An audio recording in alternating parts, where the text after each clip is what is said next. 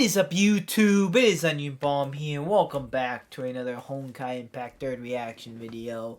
Continuing right along with the playlist. If you did miss the last one, last one we got someone's about a lot of Potato Almanac, a lot of some like Kiana stuff, and about like MiHoYo in general. So a very good one last time, but you should also know that we actually have a 36-minute video on the horizon. This one by Homu Labs, and while that is a bit longer video, normally I don't completely plan out what everything being watched, but I think what we're gonna do today is we're gonna do the next three videos. This 36-minute one, then an 18-minute one, and then throw in the 2-minute one as well. That's like 56 minutes in general, give or take. You know, some of my yapping and pausing. By like a typical hour video, and yeah, only 3 videos on the playlist, but yeah, this one is called Honkaiimpact 3rd. Is a beautiful game. Review and in-depth analysis 2022. So about 3 years old. And I without even, I agree. Honkaiimpact 3rd is a pretty beautiful game. So let's see what this I'm excited for this. We got the spoiler warning. I don't think that's gonna apply to anyone.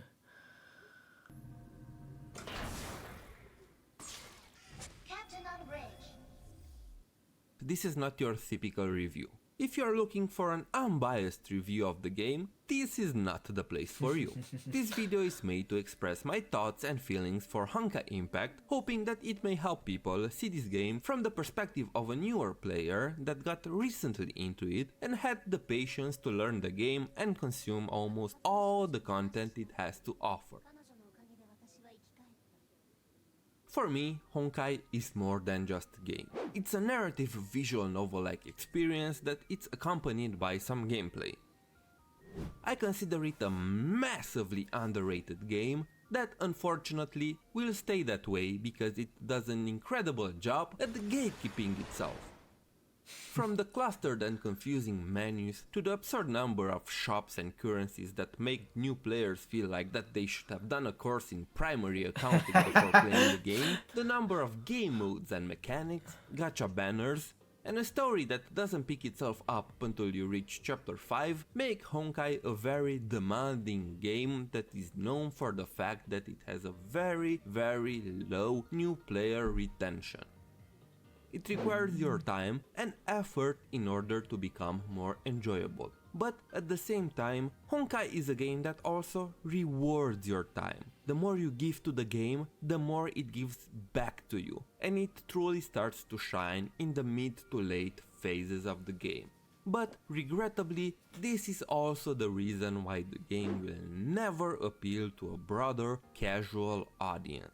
Because, in my opinion, you can't play this game casually. And I am not necessarily referring from a gameplay perspective. There are plenty of players that do not care about the endgame content such as the Abyss or Memorial Arena, but they keep playing it because they are heavily invested in the story, characters, or other aspects of the game.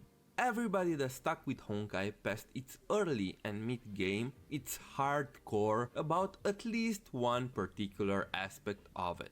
Otherwise, like the majority of the people that try Honkai, they would have dropped it.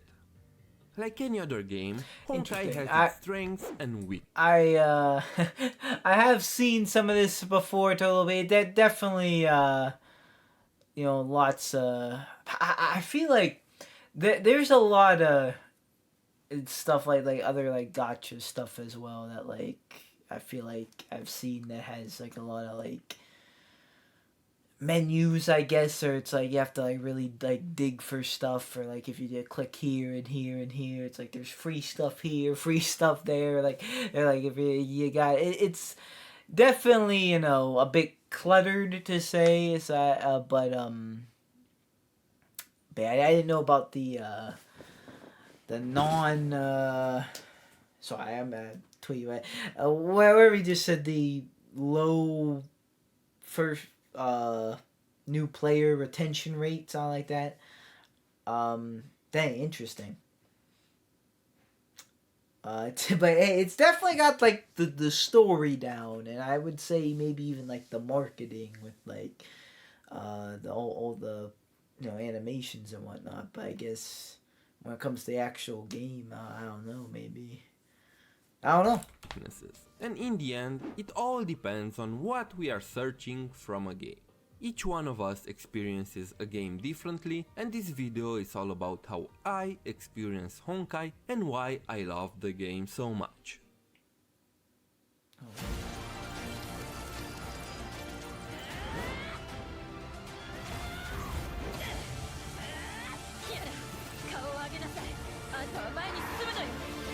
Why must you constantly remind me of pain?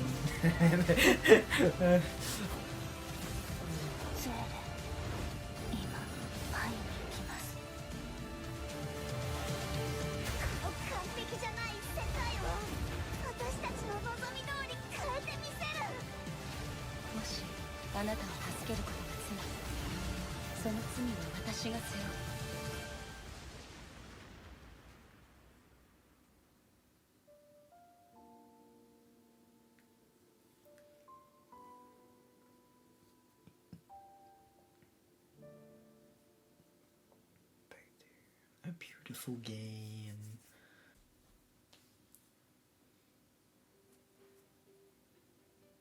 Video games are known to be an immersive medium when it comes to storytelling. They are built around the simple concept of making the player feel more immersed by letting them take control of the characters and making them feel like they are part of the game's world. This is their biggest strength and selling point over movies, books, or any other storytelling art form. But, of course, this comes with quite a few drawbacks, since to give players this immersive feeling, the world has to exist in a virtual space and combine story with fun gameplay. Throughout the years, gaming has evolved a lot and gave us some incredible stories and experiences that we will remember and carry on with us. And as time goes on, they will only get better and better.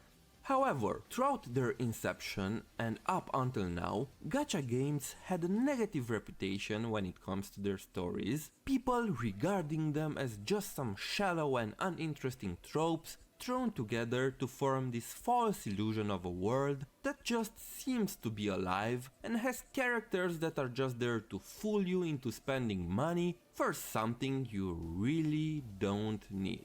And for the most part, people were right. But there are exceptions. And we've seen it with games like FGO, Art Knights, Grand Blue, and now with Honkai. Yo,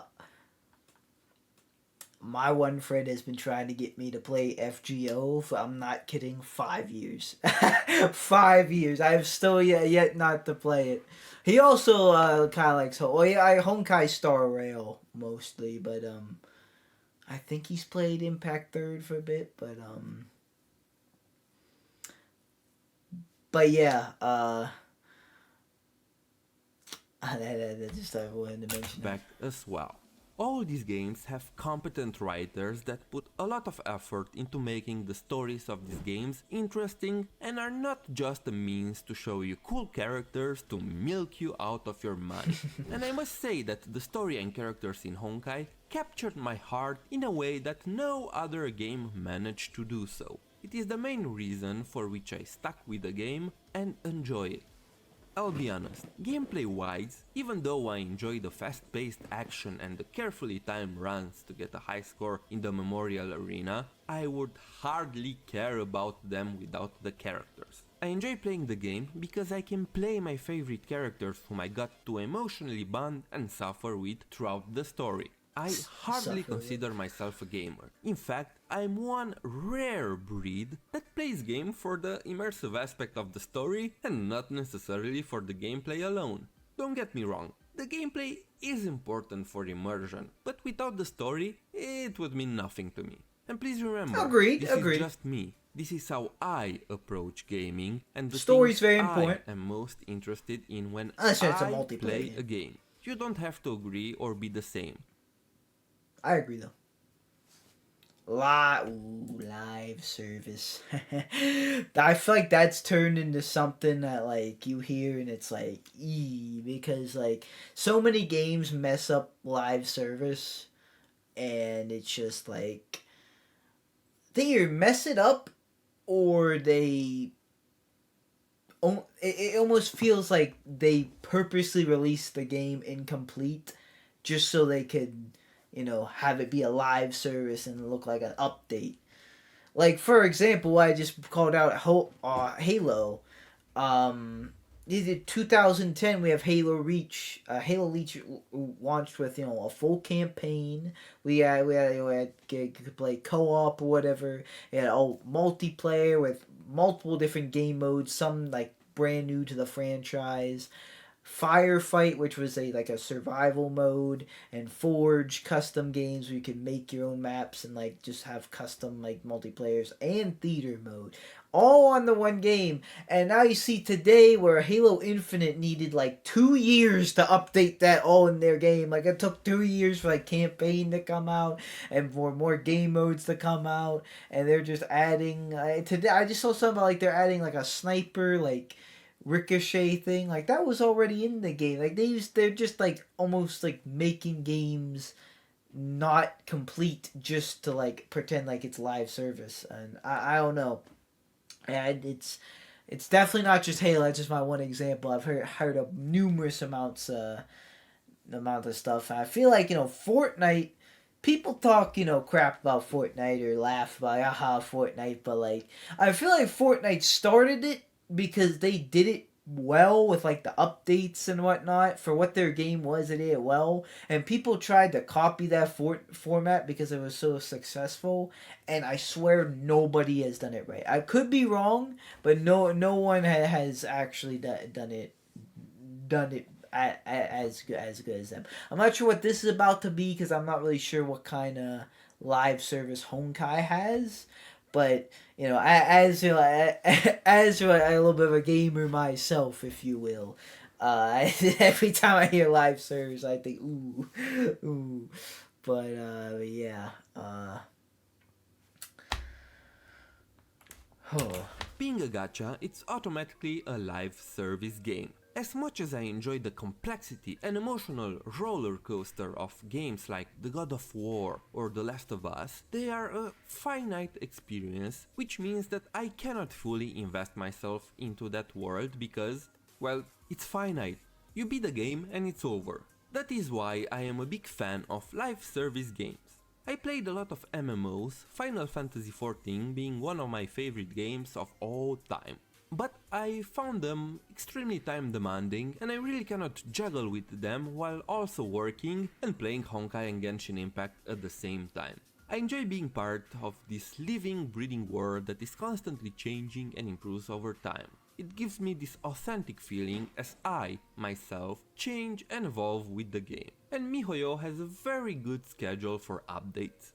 They do an update every 6 weeks, and unlike an MMO that focuses on fewer, larger content updates, they do smaller updates but more consistently, which to be Gotcha and I guess MMOs maybe a little bit different, but from like the games I'd said like Halo, their type of live service stuff is a little like not the greatest, but this sounds pretty to be good. honest, I enjoy more. Characters, very good characters, honestly. The game focuses on a select few characters from the beginning of the story up until the current chapter. Unlike many other gacha games, where the developers pull out new characters every update and barely developing them in the game story, giving them the depth of a drunk beaver, Honkai tries to limit their character pool as much as possible to keep every character relevant to the story and making sure that they are all thoroughly explored and developed. Well, the majority of them anyway. To combat the lack of new characters, Wait, did I say the sad auto majority of knowing? them anyway. To combat the lack of new characters, what they do is that they release the same character in different battlesuits that reflect their direct growth and evolution in the story, which again, I prefer over a plethora of underdeveloped new characters. I get that not many might like this, the fact is that you summon for the same character again in the gacha, but MiHoYo makes the battlesuits different enough, from their looks to their gameplay, to justify pulling for the same character again. Just to give you an example, look at Fuhua. We have lightning damage dealer, physical damage dealer, fire elemental support, physical support.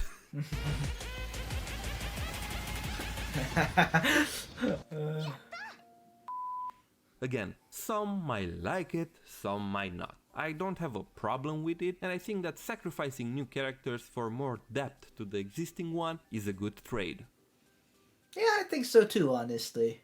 Cause like I like these characters, and I feel like the stories they developed it's enjoyable enough that like you don't even necessarily have to like play the whole game to like them, because I haven't really played the game at all, and I like them. MiHoYo So is known for the fact that it's not afraid to take risks when it comes to the story and the game in general, even if sometimes that kinda backfires at them.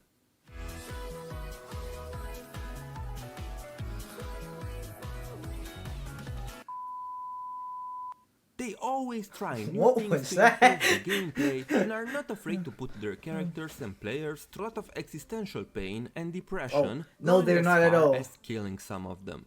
I mean, the characters, not the players. Not Well. directly anyways. Yeah. This is not something a lot of gacha games do. I mean, why would you kill a character that could bring you more money in the future? Or potential characters that could do so? And yeah, they make other characters and battlesuits that bring them money, but they could have not done that and milk even more Himeko battlesuits over the years, and even add Anna and Wendy as Hershers to the game. And it's not just the fact that they killed one of their playable characters. The whole story as a whole is not afraid to get deep into some pretty heavy subjects and psychological traumas, such as suicide, identity crisis, depression, and many other heavy subjects. They make these moments so relatable and so powerful that I personally know people that dropped the game because it reopened old traumas and they didn't want to experience those feelings again. Honkai has a very emotionally rich story that is made to be auto-reflexive and focuses primarily on the emotional struggles of the characters. One of the moments that affected me the most was Chapter 11 EX, when Kiana was overwhelmed by serious mental pressure combined with the guilt of what she did, even though it was not her fault, out of desperation, and to make sure that what has happened before will not happen again, she tries to take her own life. あんたの思い通りには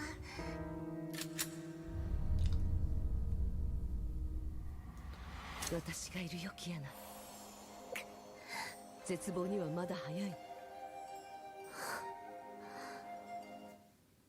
But thankfully, she is stopped in time by Fuhua.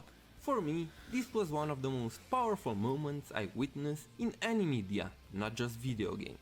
The atmosphere of the scene, the ominous piano music, the sound emphasis on the trigger, combined with the image of Kiana standing in the center of a white background with the gun pointed at her jaw, are all very well constructed moments that put the emphasis on her mental struggle and suffering.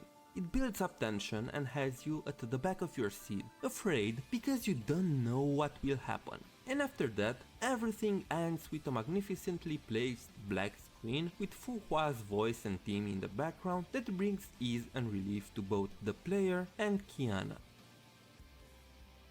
As someone who has struggled with major depression and suicide in the past, watching that moment made me incapable of doing anything for the rest of the day. And this didn't come from a place of sadness or trauma, but more from a place of auto-reflection that made me appreciate even more that I could have done the same in the past, but I didn't. It's that kind of emotion that is resonating deep in my mind and makes me think about myself and my life, how I live it, and how could I change myself for the better. That's what I look for in a story. And it's not the only time this game has done this for me. Chapter 17, when Mei is forced to make the decision to abandon Kiana because that was the only way she could help her. Chapters 18 and 19, Anna and O's helplessness in the face of fate, showing that tragedy could happen anytime and it's out of your control. Hua's struggle and the deconstruction of the very concept of identity in the HOS arc. And there are more, but these come to my mind right now. All these moments made me reflect on my own person, and they were possible because MiHoYo was not afraid to take risks and had confidence in their ability to tell a compelling and, most importantly, a relatable story. And yes, everyone, this is a free mobile game. Holy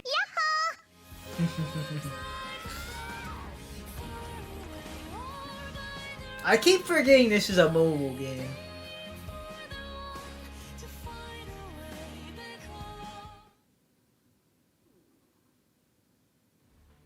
Maybe what appeals to me the most when it comes to Honkai's story is the main narrative thematic, the inner struggles this is that pretty we nuts for a humans mobile have game. against adversity while trying to live our lives. And I also think that maybe because of this more personal approach, people tend to have a hard time getting into the story and understand it. The general expectations when somebody sees the world MiHoYo has created tend to give the players the impression of a very active narrative, focused more on the action, that has a fast-paced progression, when in fact that's not how it is at all.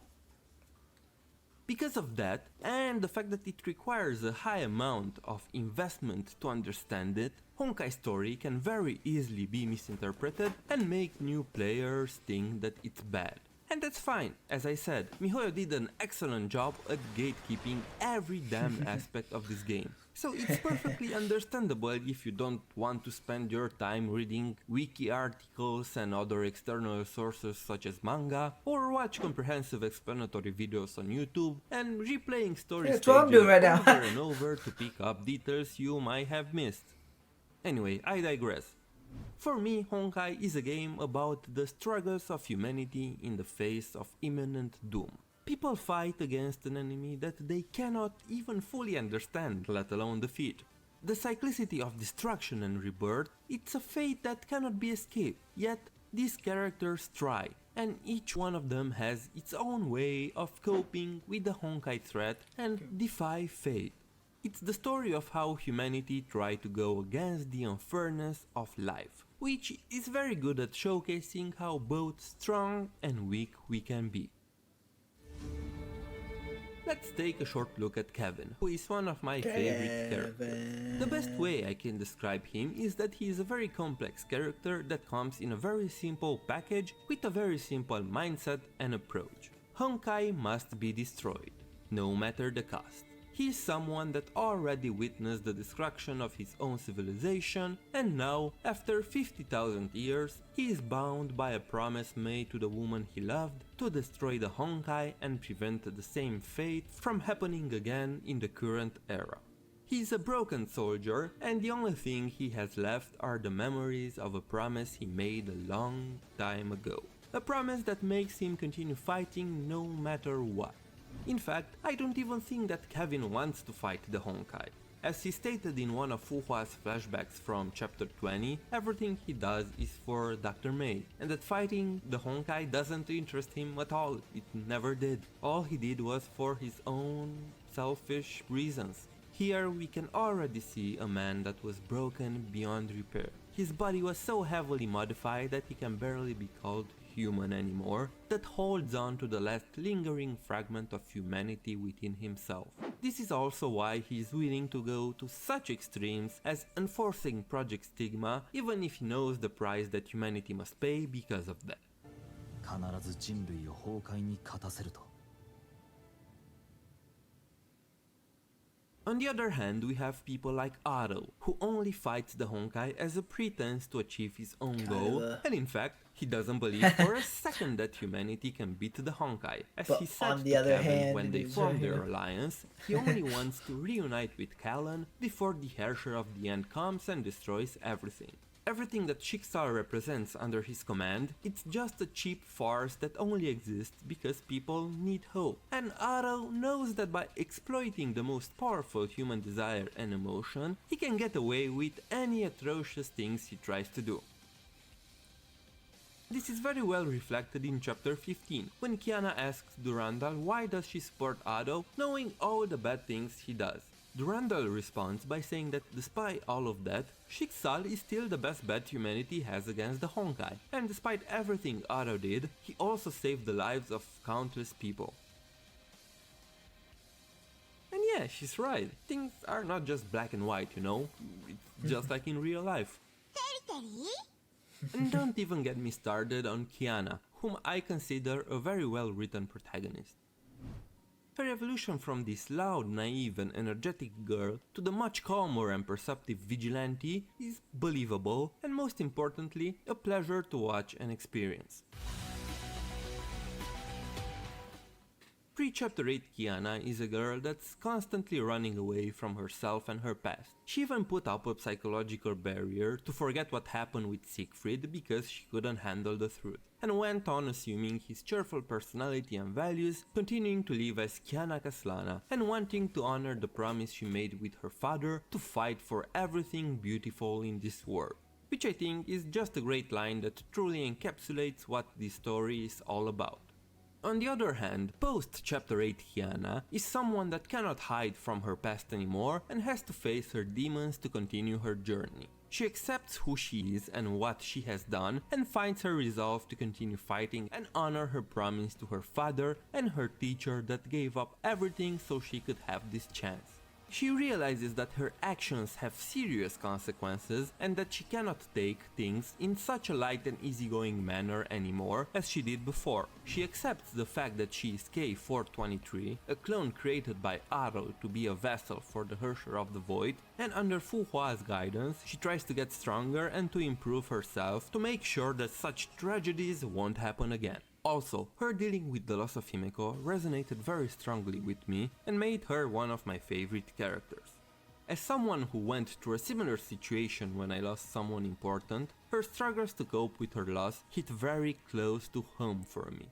Anyway, the point is that the whole chapter 11 EX felt like a weird flashback to my past.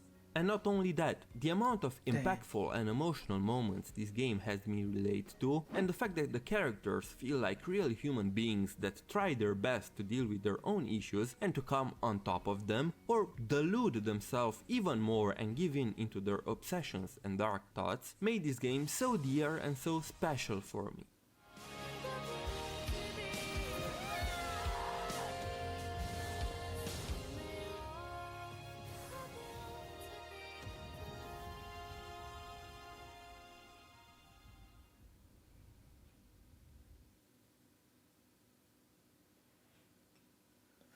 The manga.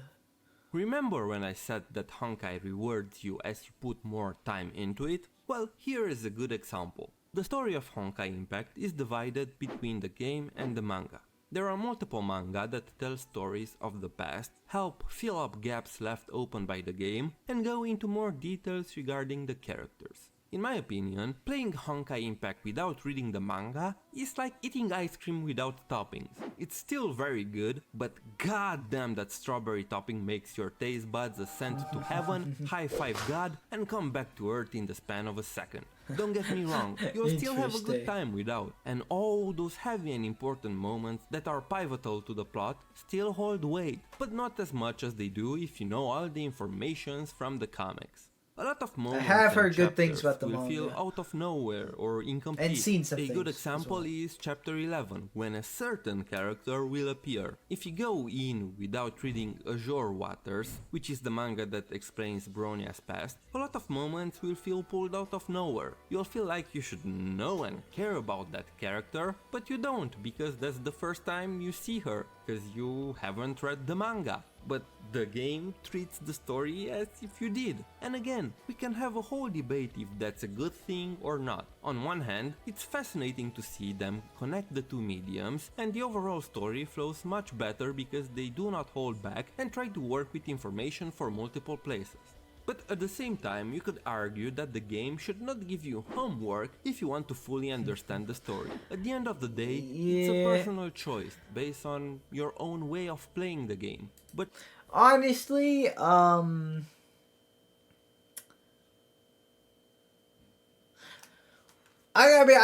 think I'm more so like, you know, like I feel like a game should be like contained in itself, and you shouldn't need to, like, you know, like read like outside media to like fully get something. Now, if it adds, just simply adds more context, like kind of like it was sound like for a bit, like that there, like I think that's fine. But like if it's like either you read or you don't get it, don't understand it, that I feel like that's more of a bad thing than a good thing. And that's like just me personally. And just the example of Halo again. I think I even said this in an earlier reaction. Maybe I found this sounds familiar. I either said this to someone or said this in another video. But yeah, Halo felt like, at least Halo 5, apparently there was like outside source material that you needed to like read or like watch or something, and like that was never really the case. You know, the first 4 Halos, and they the Halo Reach and ODST as well. So that threw me off a little bit when that was a thing. But I don't know. I kind of. I not to like backtrack, but I'd give Honkai a pass because they do be cooking, and like it seems like their outside like material is pretty fire. But like some of it like is like cooking with Valkyries, like that's like a different like side slice of life thing. But for this, yeah, I don't know. Even if it is fire, which it is, I kind of like when things are more like, you know, contained within themselves. If you know, if it just had, like I said, if it's just extra context, like if it's just like the sprinkles, Homo Lab says.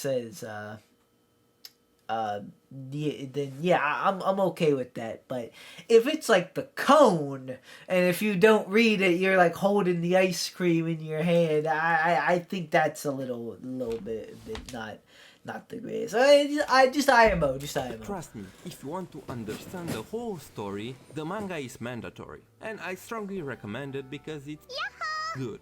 Second Eruption is one of the best things I have With ever that being read. said, though, I beg do you, want to check out the please manga read at the some manga. point. You won't regret it. It takes Honkai from a pretty good story to an absolute masterpiece of storytelling in modern gaming. I could also see arguments against it as well. I mean, for it.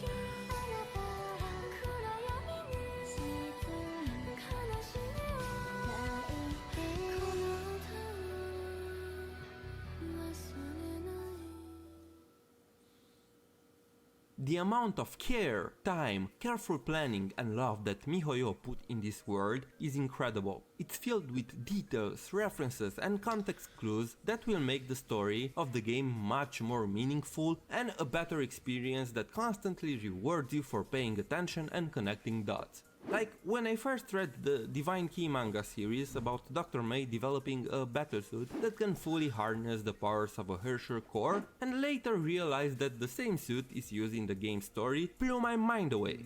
From the presentation to the art style and narrative, the manga for Honkaiimpact is an incredible work of fiction that I strongly recommend to anyone. Events and activities. Is this maybe a Events in concert? Honkai can range from Oh, some no. of the Like weirdest and in-game most events, okay. questionable things you have ever seen, to some incredibly sad and deep stories that catch you off guard and make you cry like a little baby.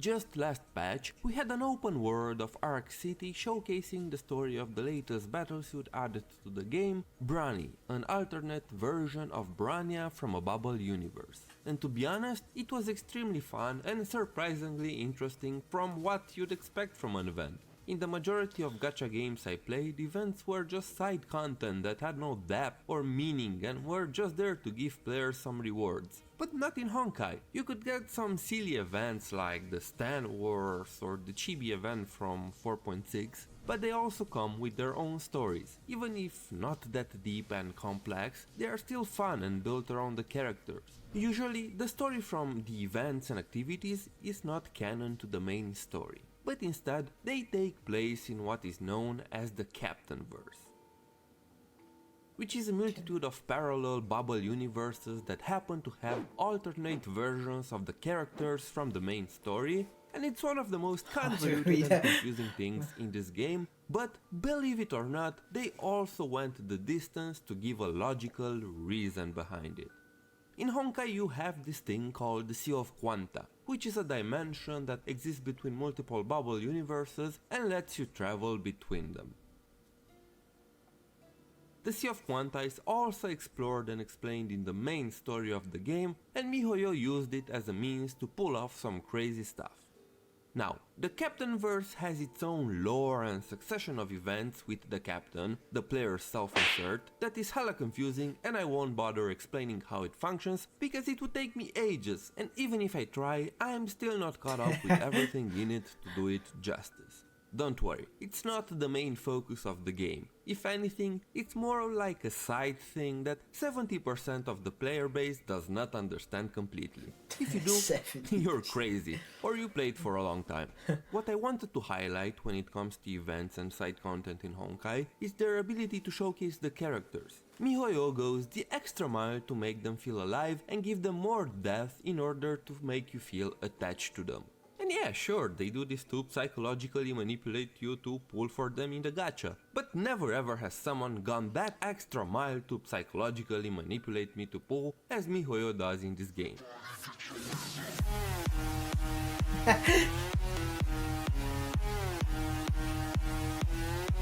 They do so many things in which they put much more effort than they should, to the point that I almost don't even mind the manipulation part. Joking aside, they really do put a lot of effort into the side content.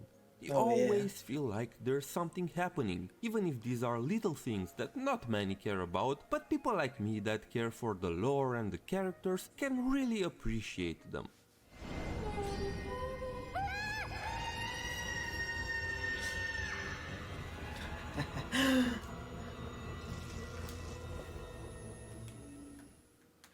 A good example would be the mini 2D animated series that they did for Cilly and Veliona, in which they showcased Veliona taking control over Cilly's body for a day. That was honestly interacting really with fun. Other characters and messing things up. It was a silly 15 minutes web event that had tons of personality and life breath into it.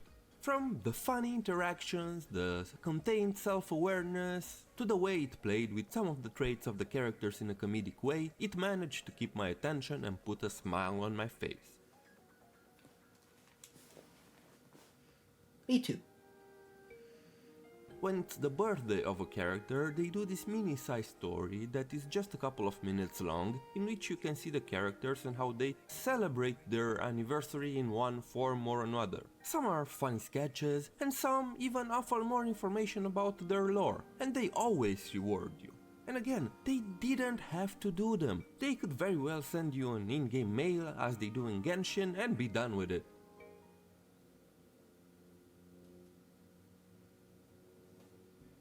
Ooh, competitive and pay to win. Next, I wish to discuss the pay-to-win aspect of the game. I consider this an important topic in Honkai since people are still debating it even to this day.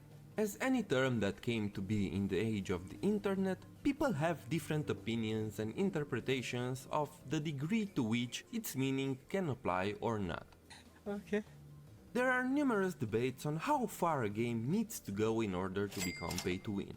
Some people think that just by having a cash shop a game is automatically pay to win. Others say that the game needs to have PvP in order to be considered pay to win. If the benefits of spending real money in the game do not directly affect the gaming experience of others, then that's not considered pay to win in their eyes. While others may very well tell you that anything that will help you clear content faster than a free-to-play player is to be considered pay-to-win. As you can see, the term is still highly debated even today, and almost every person has its own view on what can be considered pay to win. So, yeah, so for me, pay to win is just, you know, it means, you know, you can pay for stuff and like that gives you an advantage in the game.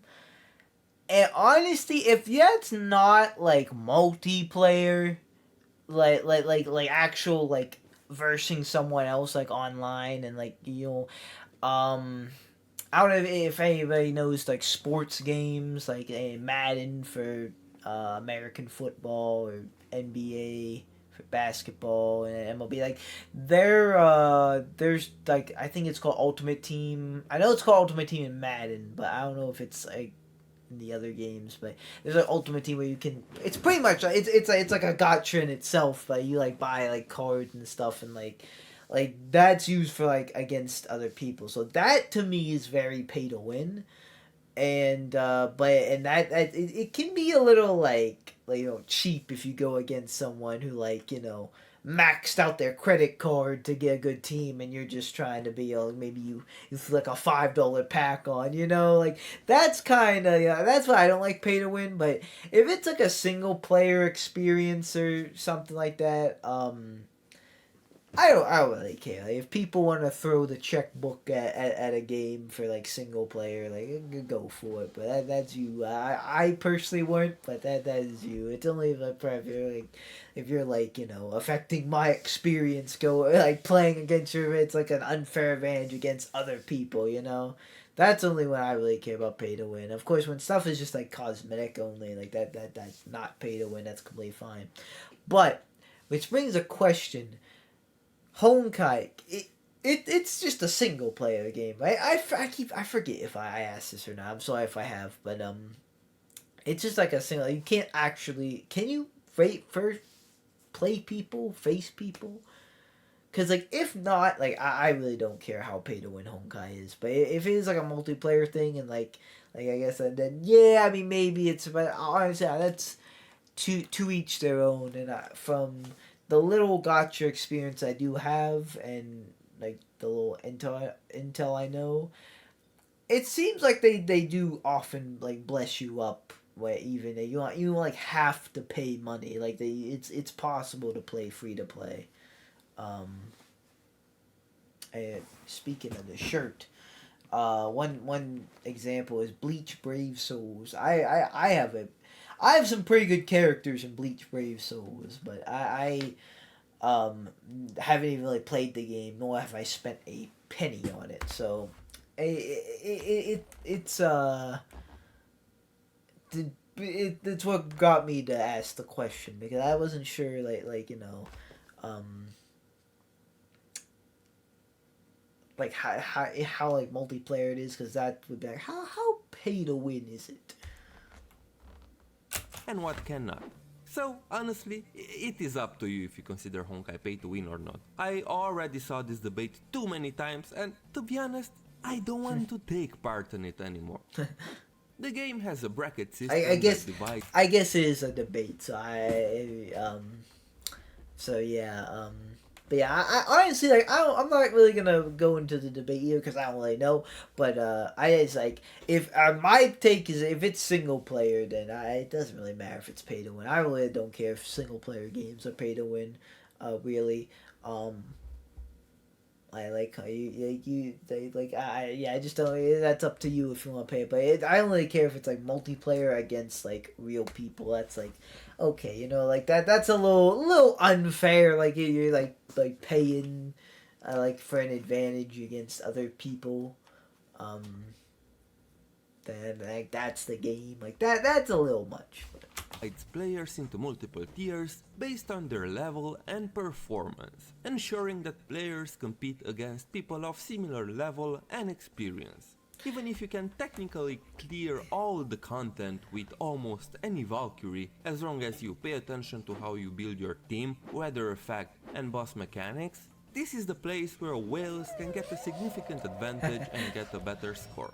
But I'm not gonna lie. Also, going back to that first point about like gatekeeping with with the like the menus and stuff. Yeah, some of these screenshots and stuff. It looks a little complex and The score confusing. means more rewards for them because of how the leaderboard system works in this game. This type of competitive system is also known as PvEVP, when players compete against each other in order to get a score based on how fast they can Okay. clear PvE content.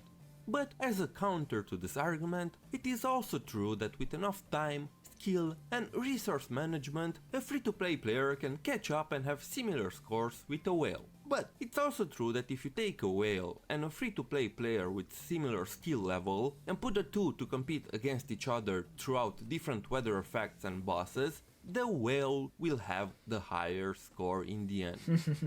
Look, I am not a competitive player, so getting a top score in the Okay, Abyss so or it's a Memorial Arena means nothing to me. So I there's an usually arena, clear them okay. once and I take whatever score I get. If I am in the relegation zone, I rarely bother to take the retention zone. Usually I'm like, at least it will be Thought slayers. But okay, so he's kind of answering my question for me a bit.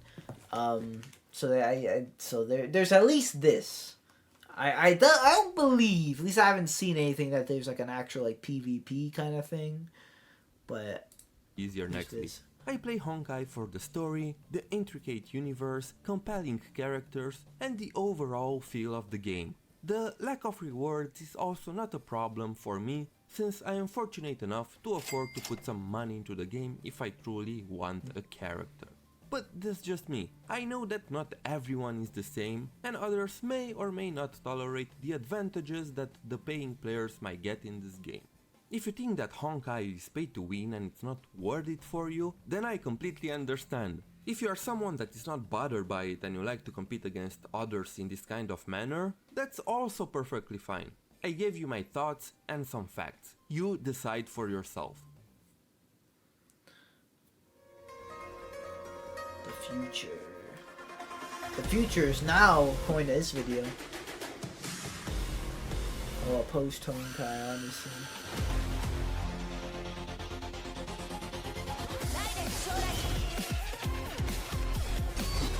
純幕の4号出発。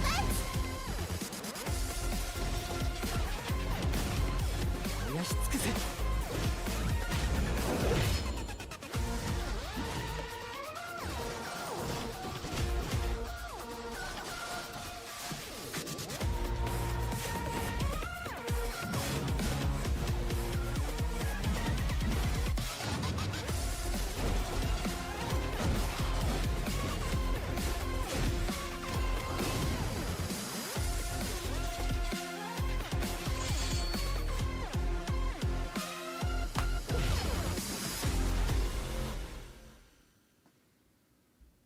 It is no secret that Honkaiimpact 3rd is an old game for a gacha. First launched in 2016 in China, it quickly approaches its 5th anniversary. If it's old now, like, man, that must be grandpa now. Last year, it has been discovered that MiHoYo has filed trademarks for the name Honkaiimpact 4 Galaxy. This implies that they reserved the name to use it in the future. But what does this mean? Well, combined with the informations that they gave us regarding the story on Earth lasting for 3 more years, it is highly probable that they are working on a new Honkai game that could be a direct continuation of the story in Honkaiimpact. Wait, 3 more years? Wait, did that say 2 now? Around 2 now since okay. So 2. Are they talking about Honkai Star Rail maybe now? Honkai Impact 4 though, that hearing that's kind of like whoa, it's like hearing like Minecraft 2 or something, you know? That's crazy. On a new Honkai game that could be a direct continuation of the story in Honkaiimpact 3rd, or a retelling of the story in a different universe with the same characters, much That like sounds Honkai like was to Impact GGZ. Rail At now. this moment, Honkai Impact serves Rail. as a living Star Rail. monument of MiHoYo's journey and passion for making games.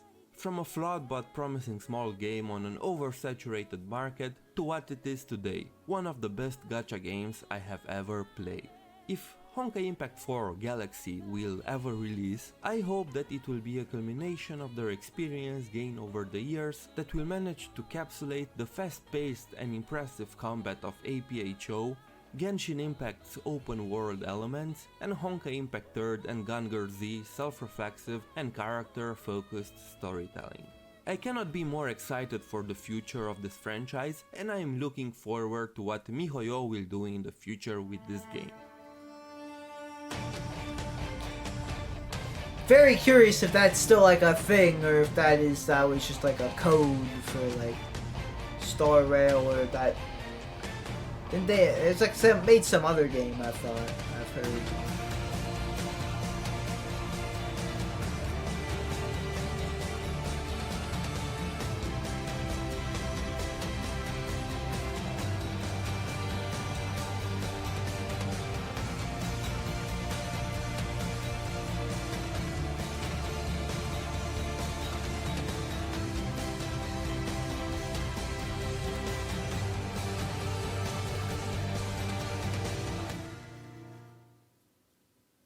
If you enjoyed this video, show your support by giving it a thumbs up and by subscribing to the channel. I plan to make more Honkai content in the future. Thank you all for watching all the way here. Take care and see you next time. Thank you, Homu Labs. That's right, yeah, Homu Labs. Thank you, Homu Labs. That was a really good review. In-depth analysis, I'm very good. Even for 2022. You know, I thought it still holds up till 2025 and made more sense, and it was interesting to learn more. And yeah, just to hear someone else's opinion and analysis on Honkai Impact 3rd. So that was very nice, very nice. Thank you, Homu Labs. Now though, we are back with Potato Almanac, the insanity of Honkai's Captainverse. We learned a little. We were talking about a little bit about last time. This thumbnail though, that is Walter White from Breaking Bad, so that is intriguing. And hey, if you like Breaking Bad as well, you know maybe I might have Breaking Bad reactions on the channel if you want to peep those. I'm about to finish Better Call Saul. I literally have to upload the last 2 episodes. In fact, I think the second to last episode might even go up. Nah, I don't think it's going up before this video. It's probably going to go up after this video at some point. But yeah, but you guys probably see the upload. Just self-promote on my own stuff. You gotta do what you gotta do. But I paused and chatted a little more than I thought. I still plan and would like to maybe get these next 2 videos watched today, just because we have a lot more ground to cover when it comes to this playlist. So I like to get more watched as possible, as much watched as possible without being a crazy long video. But I guess some videos are kind of crazy long. Just so yeah, Many of you watching would agree that the Honkai story isn't the most easy to get into out there.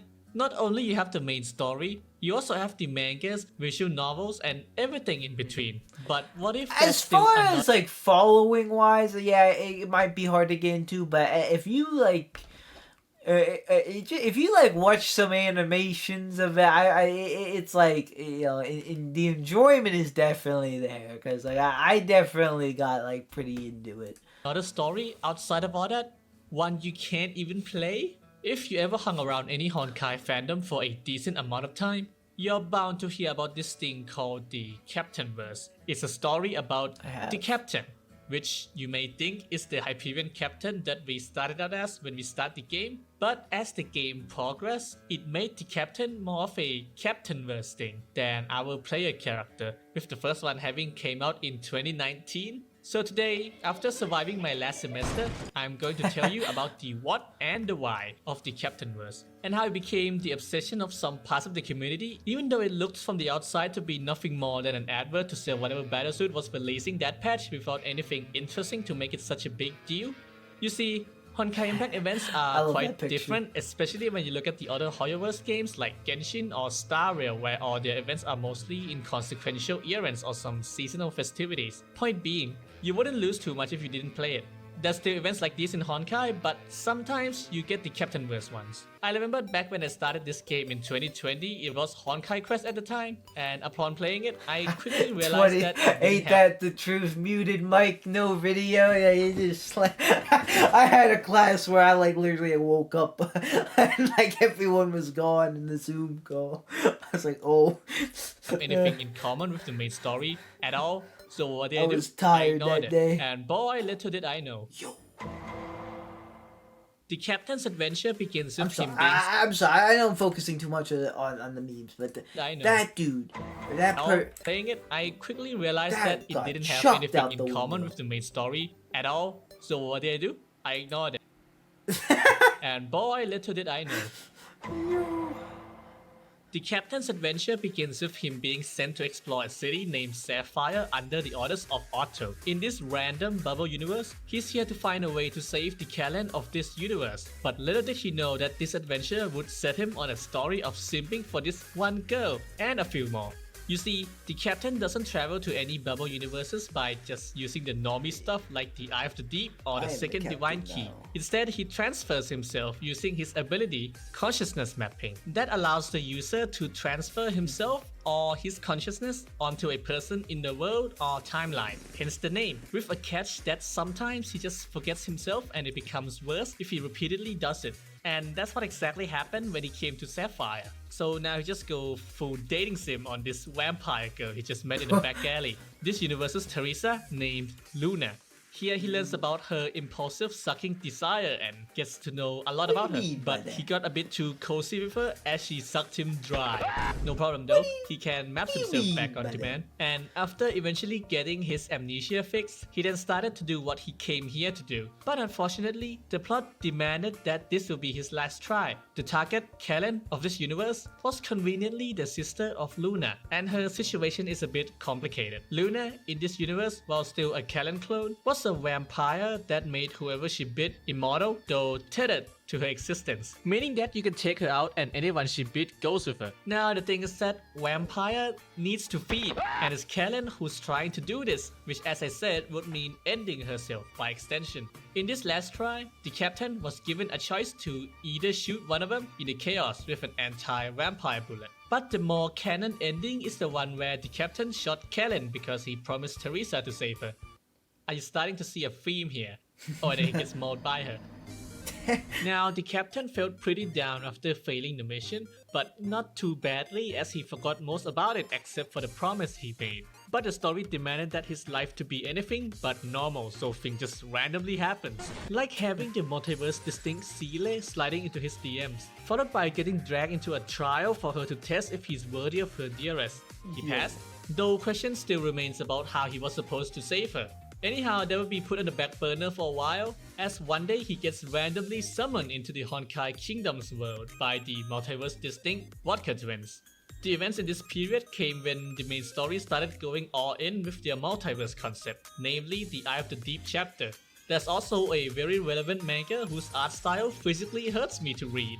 So to make a long story a bit shorter, the twins from World 608 escaped their timeout corner while being chased around by Tesla and Einstein from that world. Hijinks ensued and they escaped by falling through the Eye of the Deep, which sent them to the Honkai Kingdom's world to answer the call of a certain someone. Getting there before Captain, they came across this wish-granting golem, and thinking they're big brain, the twins wish for more wishes. But this golem is a bit on the literal side, so it put them in a time loop, to which they summon our captain to go solve their problems. Once everything got settled, the captain learns about the person who originally summoned the twins, Kongming, and together they go ask her to send them all back to their world. But you see, even though the captain had mostly forgotten about his time in Sapphire, he was still quite hung up on getting the good ending, and that somehow causes him to split in two and create a whole good ending world where one half led a happy life as the Hyperion captain, with the other half appearing in the next 3 years. Not only that, he also unknowingly dragged the twins and Kongming into that world. So now stranded in God knows where. But this is crazy. There's a lot happening. There's a lot going on.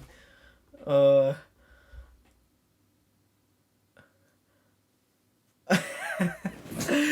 Dude, so, we got multiverse, we got this and that, the captain. But I'm glad to learn more about this because yeah, I have heard about the Captainverse and like the whole like captain thing at the end of the things. They were like I like like to all the captains. So I was wondering like if there was like a thing with like the player was the captain. I asked about that before and I kind of got to not really, but then so there's like this Captainverse thing. So interesting. There's a lot there. I like the Potato Almanac editing here with the memes. It's very good, very funny. Do we got memes? What about my editor? Play a meme real quick. Play a meme. No, we don't got memes. Oh yeah, I'm my own editor. I stink. Nah, editor me. Edit in a meme right now. Go. That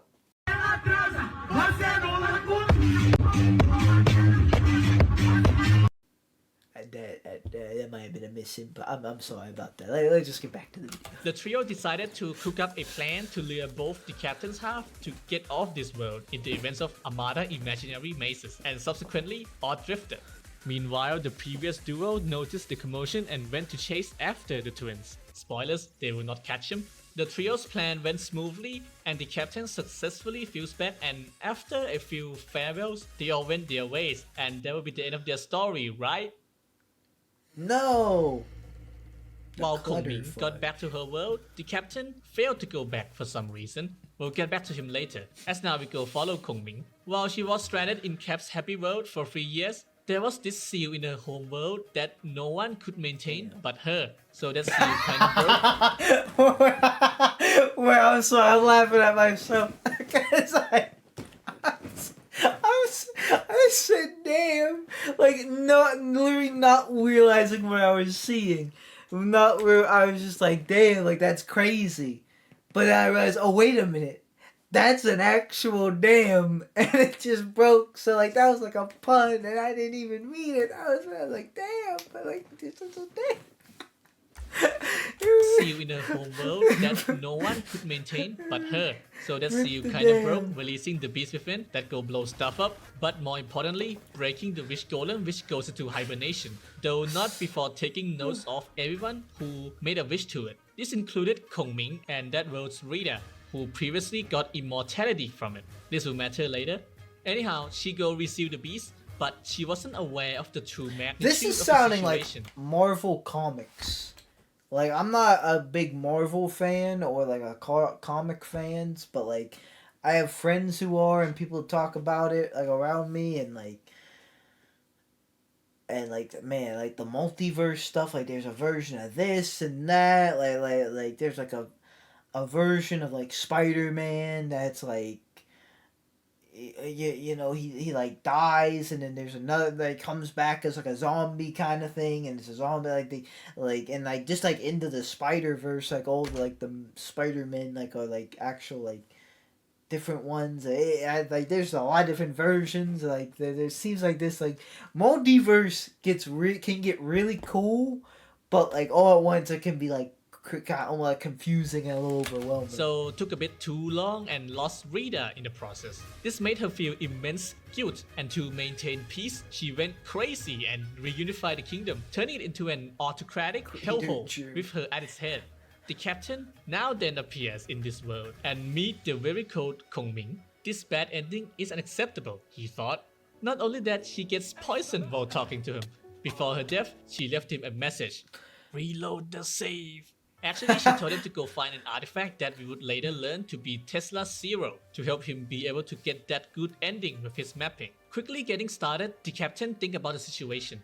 It could be that Kongming reacted too slowly, so he would simply tell her to hurry up. Well, that did save everyone from their last fate. The beast got hands and blew up even harder when it dies, which for some reason got mistaken by the other allied kingdoms' armies to be Kongming's plot to lure them in and to off them all. Surely there's still room to negotiate before jumping to conclusions, right? Anyways, they broke the pact and attacked her kingdom. She dies trying to buy her civvies time to escape. Man, that was kinda stupid. Next try, the captain heard about the previous twins he met in each kingdom's armies, so he rewinds and go find them after the aftermath of the explosion to have them clear up the misunderstanding. And it worked, and everyone celebrates. But as you know, this is Honkai, so life isn't simple. As the captain realizes that he started to map himself onto himself in a previous time, as previously he had just been mapping himself and his body, not overriding himself in the world. This doesn't sound that bad until you realize the ramification. It means that some events may become permanently unchangeable as the point in time the captain rewinded to keeps moving forward. In the celebration, everything seems fine, but Kongming's kingdom got hit by a massive terror bombing attack, which caused massive firestorms, as her kingdom never heard about this thing called a fire safety hazard, as they made everything out of wood. Rookie mistake.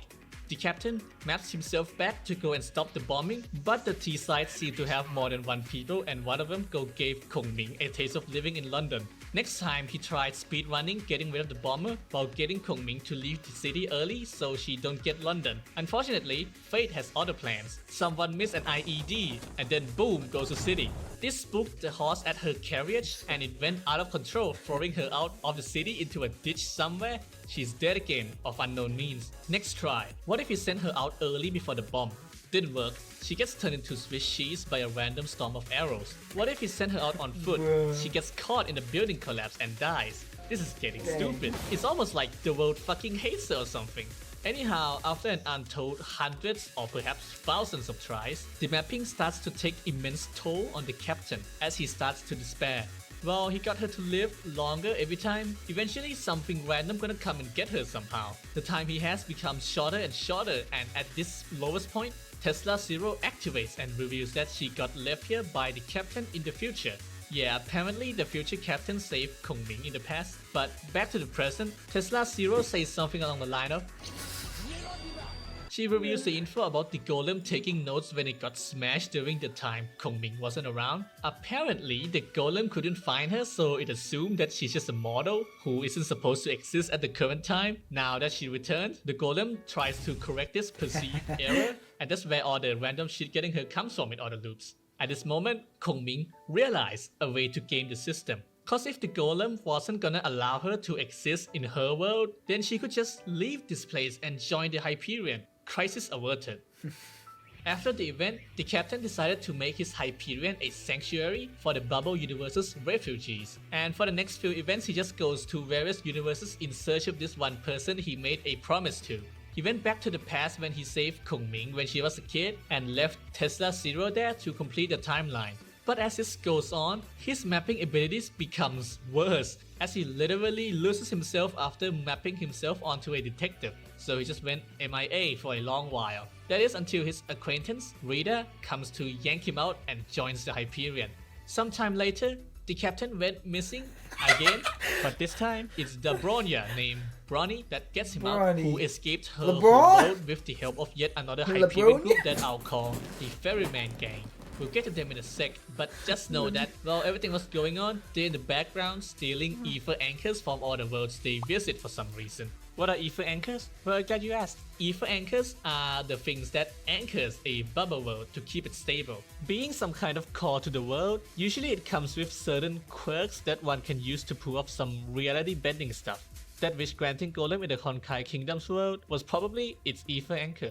Anyways, now that the captain crews have expanded yet again, he enlists the help of Bronny to help track down Luna. Now is a time where everything comes full circle. One day, the Hyperion gang comes to a bubble world to help Terry look for a gem in some dark castle. Apparently, this gem likes to trap magical girls, and Terry, being one, gets trapped herself. This is the Her magical best friend, girl, whatever was the Teresa. thing, Siren, set this one out for most of the runtime until her friends actually get scarred. Then she starts doing something. They are joined by the Ferryman gang, Because who they is actually joked about after that the in evil one of the actor show that's actually things. the gem trapping the girls. So they're just waiting around to take it after Siren saves everyone. At least that was the deal. Cause meanwhile, their data suggested that the Teresas in all the worlds seems to be under some kind of threat, and someone's going world to world, biting or kidnapping for some reason. Kongming noticed this, leaving the Hyperion alone and going missing. After the gang learns about this, they go hunt that person down. Cause there's only one person who can pull this stuff. The captain, who was sitting this one out until now cause he was stuck somewhere again, wakes up and learns about the situation and leads the group. They are joined by Sirin, who is struggling to free the people stuck inside the gem, and after many struggles, she decides to destroy the gem instead, which was expected to cause her friends stuck inside, and with a heavy heart, she goes to beat the demons inside the gem and destroy it. But fortunately, she didn't lose her friends thanks to Seele's intervention. So like, she's safe now, or... Anyhow, after everything ended, Bronny managed to get the coordinates of Luna, and so the Hyperion gang goes to visit the place where it all began, Sapphire, where everyone who's supposed to be dead was still alive, somehow. Maybe something to do with when he spammed his mapping ability too much in the first event. Now, the captain have started to remember everything and now set his sight onto Luna to ask her why she's going around biting or kidnapping all the Teresas, as he also suspects that Kongming was with her. While he inches his way ever closer to her, his health rapidly deteriorates, like it's preventing him from going any further. But our captain did not give up from such a trivial limitation, and he pressed on, eventually getting to meet her. In this long-awaited reunion, Luna immediately ends herself. Oh. Do you remember what I said at the start? It was a vampire that made whoever she bit immortal, though tethered to her existence, meaning that you can take her out and anyone she bit goes with her. By ending herself, she also ended every Teresa's existence, as she went to every single one and bit all of them before. Why? Ever since the captain tried to save Luna one too many times in the first event, his actions apparently rustled the world's Jimmies, which tries to either stop him from meeting any other Teresas, either by making him weak or removing any Teresas before he gets to meet any of them. It's why he's been feeling like crap as of late, cause he's been toying with the rules of the world for too long. So Luna, being someone who obviously cares a lot about our captain, elects to remove the threat to his existence once and for all. Herself, and also any other Teresas. Everyone's morale was broken after finding out about the snap. But before long, they realized that the snap didn't erase their existence, more like gathering them into a place while leaving a link of energy where they got snapped. So with their newfound hope, they go reverse the process on each of them, and it went successfully until it comes to Luna herself. They figured out that Luna had been working with the ferryman to help gather the ether anchors as he helps her travel between the bubble worlds so she can do her Teresa nuking plan. Apparently, by doing this, the ferryman can rewrite the rules of the world and to create a new world order to get rid of its pain something insane monologue. Yo, I don't know to getting this Luna is just back a lot at once, but the Captainverse seems kind of crazy. was with the ether anchors. The captain led the gang to go raid Ferryman's ship, who just had it sitting there on a random beach wide open. In their way, the ferryman put his crew to block them and challenges the gang into saving them before they get poisoned. It acted more like a speed bump as the captain and his mates go beat them all up and talk no jutsu them into defecting. And together, they go fight the ferryman, who was in possession of many ether anchors, making him OP AF. He easily beat the gang and starts the final stage of his plan by smashing the anchors with the bubble universe link from having Luna snap every Teresa in existence. This supposedly can create a world rift, which gathers the energy and whatnot, but that's exactly what the captain wanted, as he guessed that the Teresas didn't get snapped into nothing, but actually get transported to a rift between worlds. So if he can reverse Luna's process like he did with any other ones, he's going to go and drag her out of her self-imposed isolation himself. In this final act, the captain go and retake his wife, who got upsized from the millennia she spent in the rift as time there moved differently. They share a heartfelt reunion, and together with the rest, they go and beat Ferryman's asses and he dies. But not before dropping the truth about our captain. The captain, as we know, was actually the fragment of Ferryman with all the hopes and dreams he once aspired to, and how he's left with all the bad vibes kind of thing. With his death, all is well, with all the important characters joining the Hyperion, though with friction brewing among his forming harem. Bruh. In the epilogue, the crew crash-landed into a random bubble world and played Stardew Valley while waiting for the ship to get fixed. Together, they threw up a party ending the long-running story of the Captainverse as they continued on their merry way. The end. There's some very minor stuff and plot points that I didn't go over in details, so I can keep up the flow like one of Ferryman's crew, who's a variant of the twins by the name of Delta, the one that picked up the twins left behind in the Honkai Kingdom's world, where she left them on her personal ship only to have it stolen after the story, so she had no choice but to join the Hyperion to hunt them down, only for them to show up at the end of the epilogue to crash into the Hyperion. But that's a story for maybe never, as this has been the Captainverse. And before we end this video, what really was the appeal of this story? For me, it's a very familiar feeling when I first got into Honkai back in 2020. It's like a feeling of piecing the bits together and seeing all the paths converge. What I've shown you wasn't the release order of the story, far from it. As outside of the captain's POV, there's like 2 or 3 separate things going on at the same time, and it's mostly up to you to see where all this stands on the timeline. There are people who recorded all the events and archived them so people can rewatch it. We have many sources from the likes of Hoya Stance to Sacred that summarize most of the storyline, but mainly Sacred, whose document proved critical while making this video. These resources will be linked in the description. And now, I want to thank you all for watching and apologize for not being able to upload for the past few months. Be sure to leave a like or share it, or maybe even subscribe if you like these types of content and want to support me. This has been my take on the Captainverse, and until next time. Thank you, Potato Almanac. That was a really good video. I didn't... Yeah, it was definitely like an interesting story a lot at once, but it was... yeah, definitely crazy. And the Captainverse.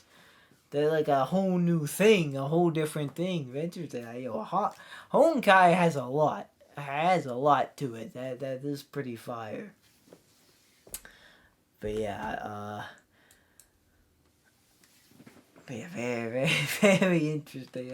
Multiverse stuff is crazy always. But a new ARC trailer, pre-Revolution, Japanese dub.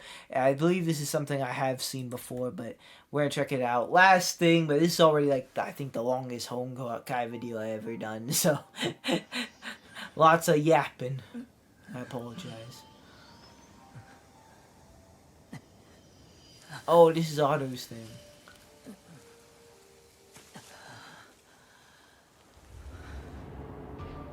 以上このオットーアポカリプスは本日をもって天命主教の座を退き Oh, so he 組 resigned. 織を抜けさせてもらう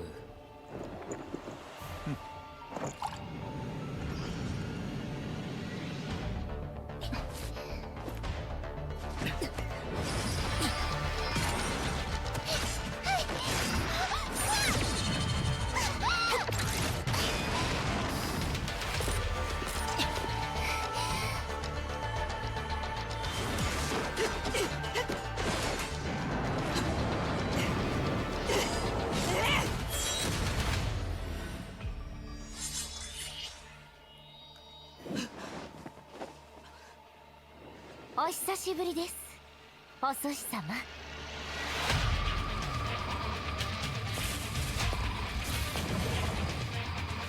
True, that was honestly.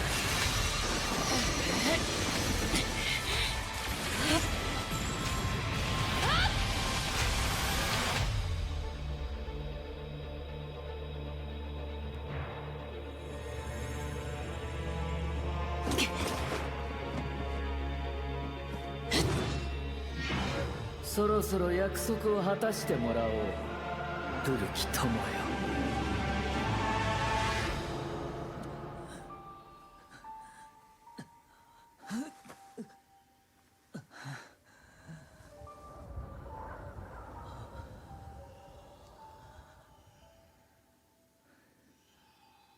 僕は来たよカレン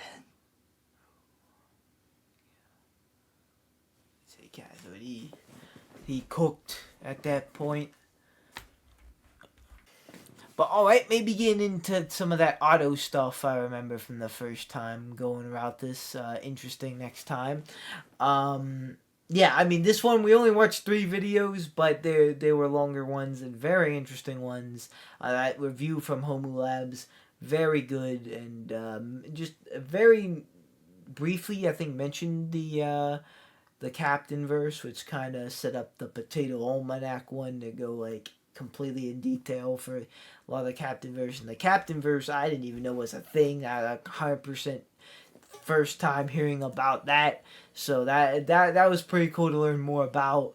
And then yeah, seeing the last trailer there was an interesting watch, because seeing everyone team up against Otto almost, or maybe not Otto, but like Schicksal in general, because I think May and Durando, if I'm correct, we're gonna fight there at the end, and then someone in Fuha. That's the only character I didn't know, and I saw Seely and Bronya kind of fight. So yeah, that was cool to watch that trailer and then see the reviews and whatnot of the videos. So till next time, guys. We'll get even further along in this playlist. Watch some more. Thank you guys so much for watching. This was a longer video, so hopefully you did enjoy it and stuck through it. Maybe some longer ones in the future, because we are only 59 out of 185 in this.